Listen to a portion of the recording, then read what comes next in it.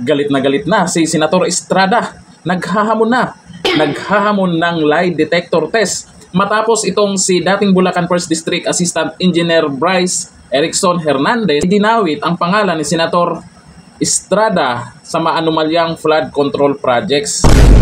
Abay, kinontempt nyo ba naman dyan sa Senado? Pagdating sa Kamara, eto na ang pinagyayaw-yaw niya. Teka, mukhang nag-iba din ang tono si Diskaya dyan ah. Matapos mabanggit niya sa Senado yung pangalan ni Tamba, iba naman yung dating niya pagdating sa Kamara. Anong meron? Di ba parehas lang naman yung gusto ng investigasyon na yan? House hearing or sa Senate hearing, ang gusto lang, mapanagot ang totoong mga magna. Pero parang magkaiba ang datingan ah. Ano? May script ba? Ako'y nagtatanong lang. Ito, panoorin natin si Senator Estrada kung saan gigil na kasi ang sabi niya, sinungaling daw sila.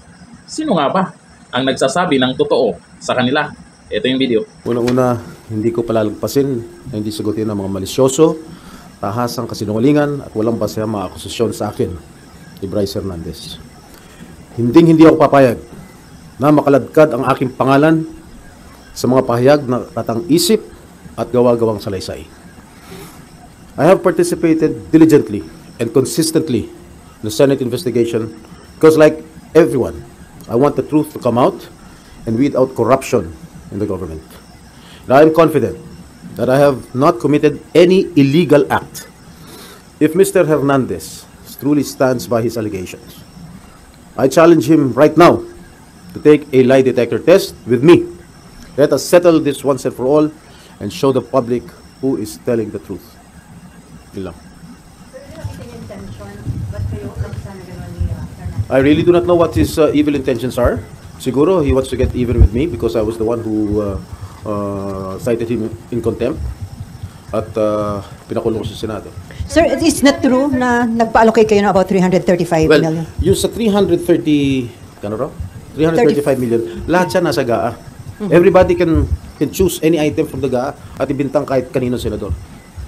So wala kayong ganung pina-allocate? Isang malaking kasinungalingan ng mga pinagsasabi niya patungkol sa pagbabako ng mga proyekto. Sir, what do you make of it, yung paulit-ulit yung sinasabi na hindi kasi? Parang hindi ko kahapon sa nangyaring biruan yun. Well, yung biruan lang ni Senator Marcoleta sa akin. Well, nung sinabi niyang safe ka, alam ko naman biro niya, pero in the eyes of the public, parang it was uncalled for. That's why I resented his statement. But sa House kayo, paulit-ulit sinasabi ni Bryce na Well, siguro kinuha lang niya yung kahapon yung pagbiro ni Senator Marcoleta sa akin. Sir, napanood niyo yung... A little bit. Anong unang niyo, sir? Parang napamura kayo? Or... Naggalit talaga ako. Talaga napamura ako. Napakasinungaling itong taon to. Because first of all, hindi ko siya kilala and I have never met that guy. Just common sense. Will you think I will be actively participating in this investigation na nandun siya, nakilala ko siya, nagbibigay siya ng pera sa akin? That's common sense. I should have abstained from this hearing. Malakas ang loob ko dahil I did not commit any illegal act.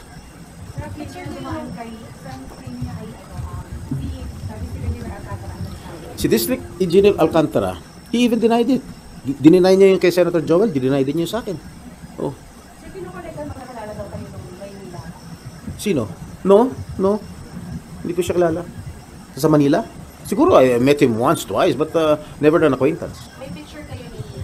may picture kayo ni DPWH Engineer Alcantara, sir. Do you remember that, sir, when it was taken? I do not know. I cannot recall that event, pero sa dami naman nagpapapicture sa akin. Hindi ko naman pwede tanggihan. Kung drug lord yan, gambling lord, malay ko naman kung drug lord yan o gambling lord, hindi ko naman matatanggihan kung sino nagpapapicture sa akin. Remember, we are all public figures here. Sasampahan niyo ba ng kaso? Yes, sasampahan ko ng kaso yan. So I will have to talk to my lawyers. Will you confront him sa next year? If he's here, he's seeking refuge in the house already. Doesn't want to come back here. I do not know. I do not know. Well, if he's going to be invited or subpoenaed here, then I will confront him. Pero sir, totoo yun, sir, na meron kayo talagang pa-allocate na pondo sa As I mentioned earlier, lahat yan, line item yan nasa GAA. Anybody can choose those line items at bintang sa mga senador. Pero hindi kayo nag-answer ng budget? No. So, ni-check niyo na, sir, yung GAA na wala ang Yes, I think so. I told my staff to check on it. I really do not know kung anong intention itong si Bryce Hernandez. Ang feeling ko lang talagang he wants to get even with me because I was the one who cited him in contempt. Eh nakita mo naman, napakasinungaling ng tao ngayon. I asked him kung siya yung Marvin D. Guzman, alias dun sa, ginagamit niya alias dun sa paglalaro sa casino. O didinay niya, eh mukha niya yun nandun. Ang laki-laki magpatalo sa casino niya. Ilang daang milyon kung magpatalo sa casino niya. Saan niya kinukuha yung pera? Oh. Kaya ako naniniwala ako, kahit siguro may ghost project itong Sims Construction, naniniwala ako na totoo lahat ng sinasabi nito eh. Na nagbibigay siya ng limpak-limpak na salapi dun sa DPWH kay Bryce Hernandez. Imagine. Well, I do not have any idea. Sir, so yung 355 million, it's in Tagaa. You allocated to where, sir? Bulacan? Eh, Bulacan na, yung nakalagay dyan.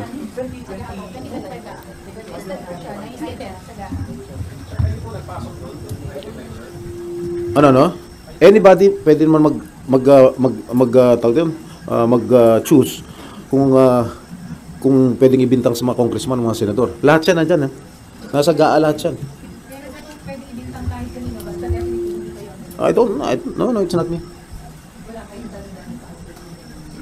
I don't know. Sa dami ng mga mayors, mga governors, mga konsyahal na humihingi sa akin ng mga project, eh lahat pinaubaya ko na lang. Binibigay ko na lang sa mga staff ko para sila nang magbigay sa mga mayors. Ano lang hindi ko na ang gantihan yung nangyayari na tapos pangalanan ng mga congressmen kahapon? Sige po mga senador sa kabilang part. Well, your guess is as good as mine. Eh, baka nagagantihan na lang. Sir, do you think okay pang magpatuloy yung mga hearings sa Congress na dito o dapat independent na lang para walang I do not know, but as far as I'm concerned, the investigations that we are doing here in the Senate is in aid of legislation. Pero magpa-participate pa kayo sir ngayong pinagsa na rin yung Floyd Rotel. Yes, of course. And doon ang development sir si Lacson na. Oh, yes. Oh, si Senator Lacson naman is a very straightforward person.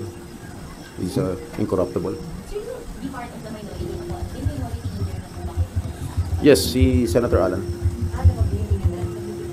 So ano intention mo ba sa majority sir? Not as of this moment. Sino-sino kayo sa mga? Siyam. Well, there's you're not going to Lahat yung mga hindi bumoto. Ako, Senator Bongo, De La Rosa, Padilla, Marcos, Escudero, Villanueva, Marcoleta, and Alan Peter. Si Senator Alan, yeah. I think si Senator Marcoleta. Oh, wala pang in-offer. Hindi ko alam. Maybe. That's the yan ang prerogative na majority. Wala ko. Siyempre, I've been with the minority since I entered the Senate in 2004. I was a member of the minority then. Si Senator Nene Pimentel pa ang aming minority floor leader. Siyempre, lahat yung mga leftovers ng majority binibigay sa minority. Ganun talaga. Kung minority lang, paano mo i-describe? Hindi naman magiging obstructionist. No. We will cooperate. We will cooperate with the majority. Lumanda din sa bill. Sen, lumanda din sa bill sa House na may convoke mo si President President Benga. Okay. Yung convoke is out meron sa Apple Name Pera. For the record, meron ko pa ang staff. I do not have any staff named Beng Ramos since I entered the Senate. Okay? That's for sure. She's a staff of the Blue Ribbon Committee. Beng Ramos.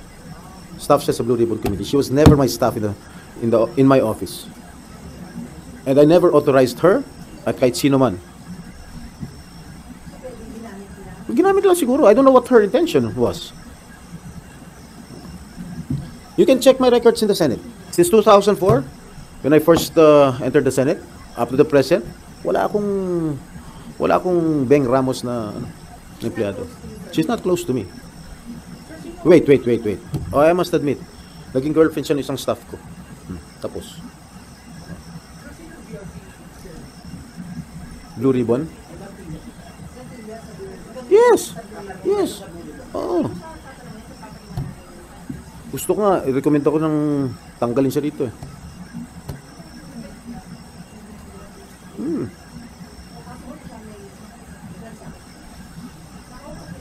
No.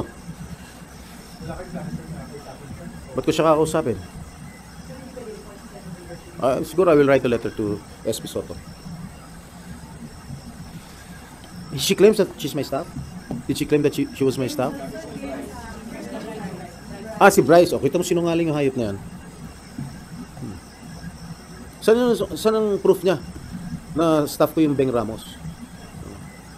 Nuno ng kasinungaling yung hayop na yan. I never met that guy. Hindi ko kilala yan. I never met him.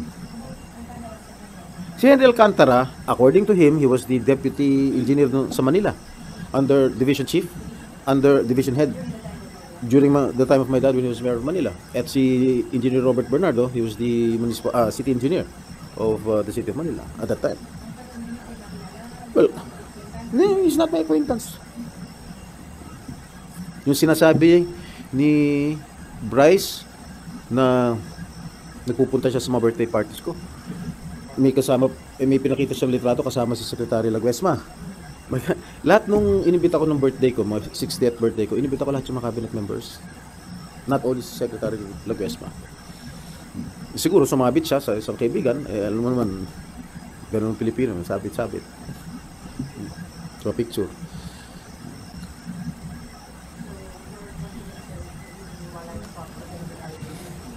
Of course, I'm confident. Napakasinungaling yan. Kita mo. Sa investigation lang kahapon, sa Senado, lahat pointing at him, towards him. Nung in-interrogate ko siya tungkol sa mga talo niya sa casino, yung ID niya sa casino, dinideny niya. Lahat dinideny niya. Pero may record ang Blue Ribbon Committee, may record si Senator Marcoleta, yung mga losses niya sa casino.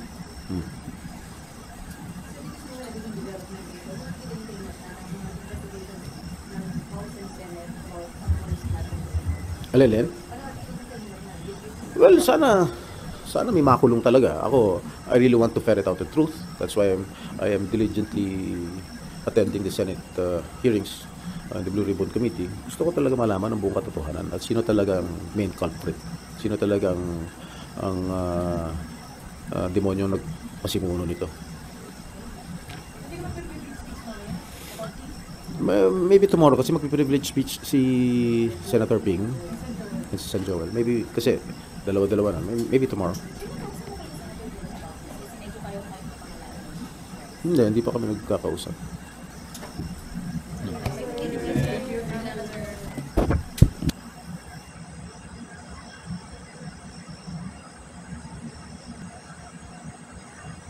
Grabe, malala na talaga yung corruption sa Pilipinas, no? Ang ginagawa lang ng iba dyan, ginugulo lang yung investigasyon.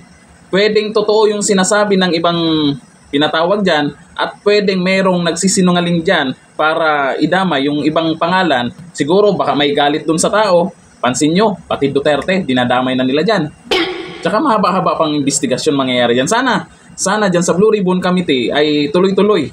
Kasi iba na po ang chairman dyan, si Ping Lacson na daw. Ang sabi ay sana tuloy-tuloy po yan at matumbok talaga yung mga magna. Baka bandang huli ha, mga DPWH lang at itong mga contractors lang. Nako, hindi pwede yan. Yung mga nabanggit na pangalan ng mga congressman, senador, alam natin yung iba dyan malinis yan. Dinadamay lang. Hanggang dito lang. Thank you. Bye-bye.